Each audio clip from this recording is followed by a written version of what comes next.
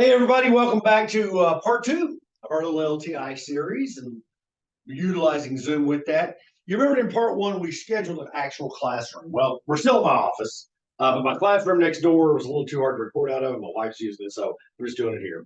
We've reserved this particular Zoom space, Zoom room. This one's by Logi. It's called the Logi Rally Bar. We can discuss that if you want to as well, but what I've got going on right now is digital signage playing on these two screens. They're both attached to that.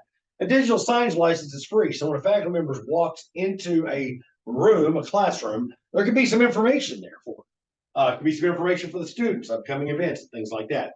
But when they go to actually start the process and wake this up, again, I know it's kind of washed out from across the room, but it says music appreciation right here on it, 11 to 12. And there's a blue button right here. That blue button says start. Now, from my perspective as a teacher, I'm very comfortable walking into a room, touching the screen and hitting start. Some faculty members are not.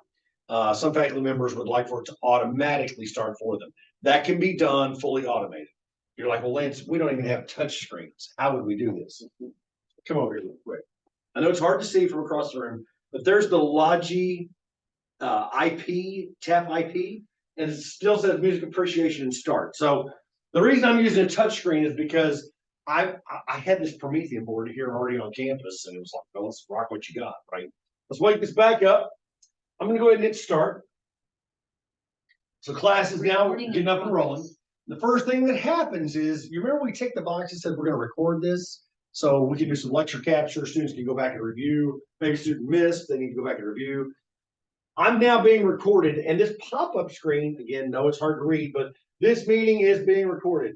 The account owner can watch this recording if it's stored in Zoom Cloud. And there's just letting you know that we're being recorded. I got it. Now the camera comes live, and it's this one right here on the bar. And what that's going to do is automatically locate me, just exactly like this camera does, and kind of follow me around the room, unless I get too far to the right and I'm outside its purview. But that could be pointing back at the students. It might be pointing at the instructor. There may be multiple cameras. Again, conversation for another day, multiple microphones, conversation for another day. Suffice to say, the rich media for the classroom is running through this Zoom room. Now, what else can we do with that?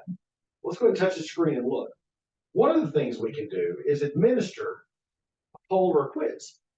Now, again, no, it's washed out, but the polls and the quizzes that are at your Zoom account that you individually create as a part of your Zoom existence can be administered from this Zoom room. Why is that?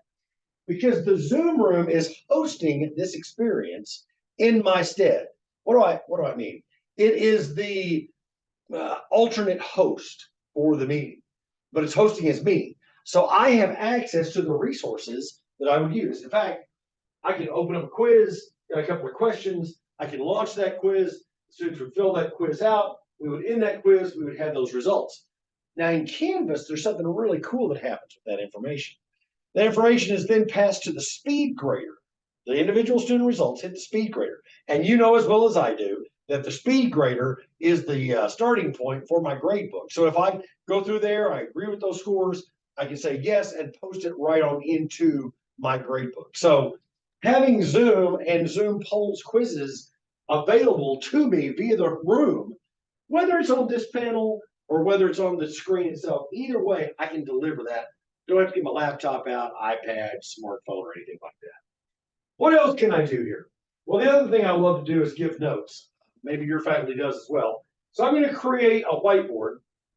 Now, I will say this. If you're not familiar with the Zoom whiteboard, the new one specifically, the content can be created before you actually get into the live environment. Or, you know, some faculty members prefer to just jump on it and give some notes as a part of the main experience. So we'll just do notes for recording. And I'm using my finger because I'm a music teacher and I like to keep stuff simple. You can use a pen tool if you want to. You can zoom in, you can zoom out. The board is actually infinite in scope. There's no east, there's no west, there's no north, there's no south.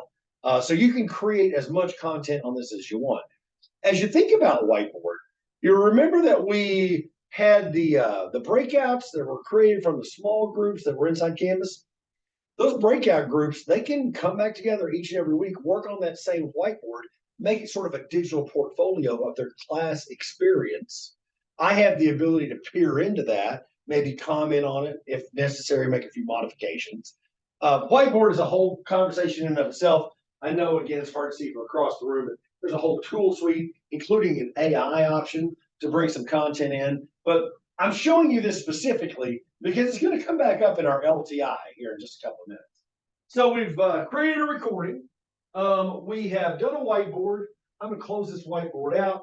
We've done a poll. We've done a quiz. We may have multiple cameras, finding students, microphones. I can wirelessly share content into here. That's part of the Zoom space. So maybe I have my content wirelessly shared that I'm walking around on, or I may conversely ask a student to say, hey, you're doing a great job on this particular assignment. Would you wirelessly share your content up here?